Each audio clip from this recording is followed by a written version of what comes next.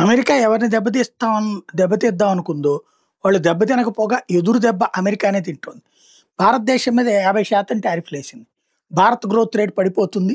ఇంకేముంది అని అమెరికా పెద్ద పెద్ద గంభీర ప్రకటనలు చేసింది. అమెరికాలోనే ఉండే ఐఎంఎఫ్, వరల్డ్ బ్యాంకు భారతదేశం గ్రోత్ రేట్ ఏం పడదు. 6.4 నుంచి 7 మధ్యలో ఉంటుందని తేల్చి చెప్పారు. ఈవెన్ మొన్న క్వార్టర్‌లో కూడా అదే వచ్చింది.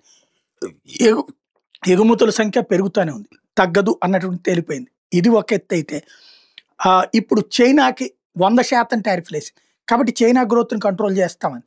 తీరా చూస్తే చైనా విషయంలో అదే ఐఎంఎఫ్ ఈ రిస్ట్రిక్షన్స్ అన్నిటి మధ్యన కూడా 4.8% గ్రోత్ రేట్ ఉంటుంది. అమెరికా, చైనాలతో పోల్చుకుంటే అమెరికా గ్రోత్ రేటే తక్కువ ఉంటుందని లెక్క తేల్చింది. దీంతో ఇప్పుడు ఉలిక్కి పడటం అన్నటువంటిది అమెరికా వంతవుతోంది. అది తొక్కేద్దాం అనుకున్న శక్తులు ఎదుగుతున్నాయి.